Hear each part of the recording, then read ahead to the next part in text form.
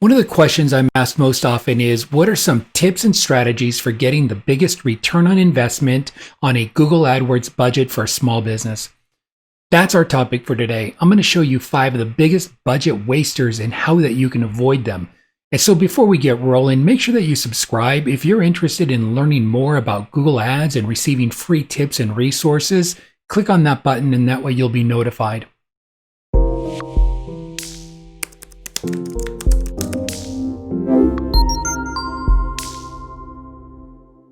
Hey everyone, I'm Richard Cruz. My agency tests and develops cutting-edge Google Ads strategy every day. And in these videos, we share with you the best tips, the best strategies to help you see better results with your Google Ads campaigns.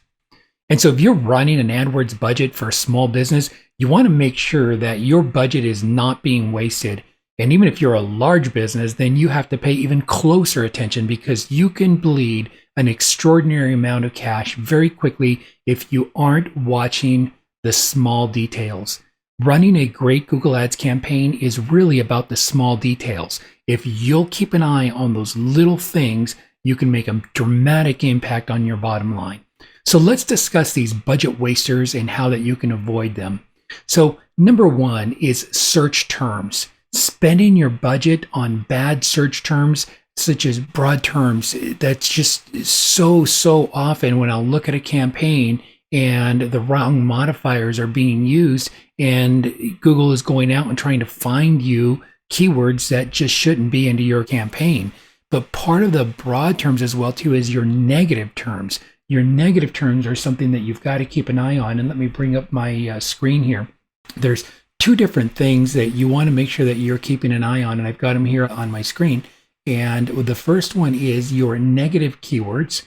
And so if you scroll down here to your negative keywords, this is so important that you are really understanding where they're at, what's important to be taken out of your campaign. This is one of the areas where I'll see a campaign running and the negative keywords aren't really kept up with, and they're like weeds that'll grow in a beautiful garden and it'll start taking it over. And Google is thinking that that's what you want, and it'll start feeding you more and more. But this is a term that many people will look at. They'll look at their negative keywords, but they're not looking at their search terms. There is a big difference between your negative keywords and then your search terms. So you want to make sure that you're actually watching both of them. And on your search terms, what you'll do is on these search term queries, you want to sort it by the amount that you spent. And you can see where it's going, and you'll find variations here the way that people are searching. You'll see more and more that are coming in, and you want to make sure that you carry these over and you build these into your negative keywords. You've got to keep an eye on these, folks. These will just burn an extraordinary amount of cash, and it's one of the just step 1 items that you want to make sure you're always keeping an eye on. And what you want to do is you want to really keep a very close eye on words that have multiple meanings. For example, let's say that you're a plumber and one of your services is garbage disposal repair.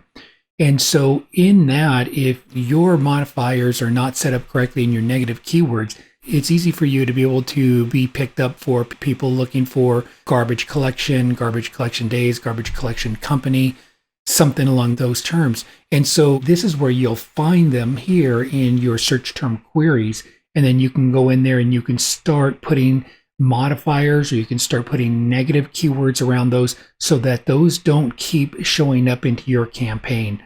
Really helpful for you to keep an eye on this like a hawk. Item number 2 is your location targeting. This one here, it's amazing how often that I will see a campaign running and I see that you've got leads coming in from all over the place. It's not buttoned down tight. This is so important to make sure that you are really looking at this here. You're looking at also your geographic report and your user location report. Make sure that everything is coming in, very tight. But here's the thing, this isn't the end all. What you want to do is you want to take it a step further, and you really want to tell Google what you want. If you come down here into the settings, you'll see the settings here. And as you can see, my settings tell me how many miles around the city that I'm at. Most people stop there. What they don't do is they don't click down right here And then not only is the 5 here, but see this location options, you come down deeper. That's the reason why this is missed so often. And so this is where you want to now start to specify and say, hey, okay, what I'm doing is in here, people who are in or show interest in this targeting recommendation, this is what they're going to recommend, or people who are regularly in there, or people who are searching for your targeted locations. So you want to either include or exclude those. If you are a business that does a lot of business, say for people that are traveling in the area, let's say you're an urgent care center and someone were to get injured, they don't have a doctor. They're going to be looking for an urgent care. And so it doesn't matter where they live. If they're traveling into the area or they live in the area, I can do that. Let's say somebody is going to be visiting your area and say you're in San Diego, California, and they're getting ready for a trip. Well, they're searching from far away, so they won't come up inside of this targeting the way it's set up. But if you allow people who are showing interest, so you need to think about people that are showing interest in, or sometimes if you're a local business, you just want people that are in that particular area. So you want to make sure that you're really keeping an eye on this and you're really mapping out who you want to hit, because this is such a big money waster. And what happens is people will click, they see that you're not in the right area, they'll just bounce right away and it doesn't turn into a lead, and it's just a big waste of money. So keep an eye on your locations at a deep level, and this is where you do it at. The next item is your demographics, and I'll bring up the demographics right here. Keep an eye on this. This is where you want to start really just measuring performance. This isn't so much at the setup. At the setup, you're going to be really focusing on who you think is going to be a optimal demographic for you. But now, as your campaign is rolling, you really want to start breaking down, your ages, your genders, parental statuses, household incomes. As you're breaking down what your cost per acquisition is, and you start finding some really big money wasters and you start finding your money makers, this is where you start trimming down your campaign and you start putting more emphasis and bidding more, increasing your budgets on the ones that are making you money, and you start getting rid of the ones that are not making you money. This is a big mistake that I see, where this pretty much runs on autopilot. And I'll look into the history and people are not watching this one right here. And you can save a lot of money. And if you're saving money, you're allocating that money for more clicks, more leads, more customers. And so you wind up being more and more profitable. So keep an eye on your demographics. Number 4 is your ad schedule. And this really makes a big difference, folks. When are you answering the phone? When are you responding to leads? Notice, say, for example, your business is open Monday through Friday, 8 to 5.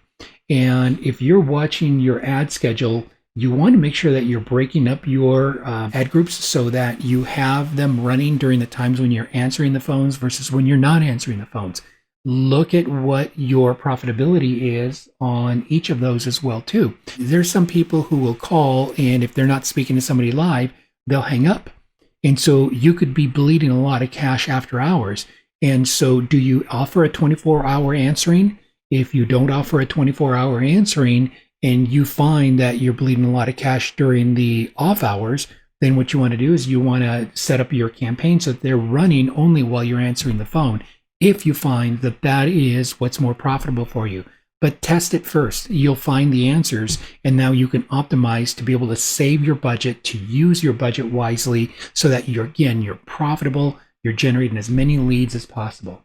And then the last item is your networks. This is another big one that is so overlooked very, very often. And if you go into your ad campaigns and you go into your settings, what you'll notice right here, let me bring this little section down here, is your networks. And when you go into your networks, it is set up here for search traffic and for the display network. If you're setting up a campaign, by default, they both will come into that same campaign. Well, these are two completely different animals. These have very different pricing and they have very different strategy to them. And so you never want to combine them in one campaign. What you want to do is make sure that you're creating a separate campaign so that you can run them side by side and you can test them.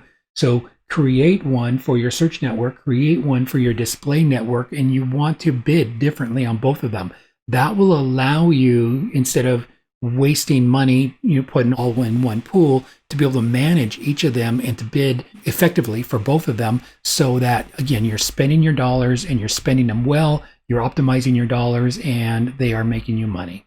And those are tips for you to follow to help you have a Google Ads budget for small business or for large businesses. The principles work for both, and there are so many buttons and levers in a Google campaign that can stretch your budget, or if you fail to work them right, they can destroy your budget. And so this video, I can go on for the next 8 hours, and I still will not have gotten through a fraction of the features that you need to watch out for. So look, try these recommendations, check these in your campaign.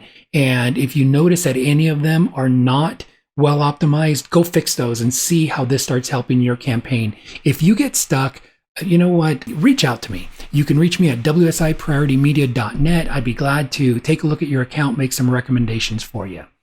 Do me a favor, comment below. What's one idea that you learned from today that can help you run more profitable Google Ads campaigns? I'd love to hear from you. And if you found this video to be helpful, give it a big thumbs up, share it, and subscribe so that you're alerted of future training videos. Thank you for watching.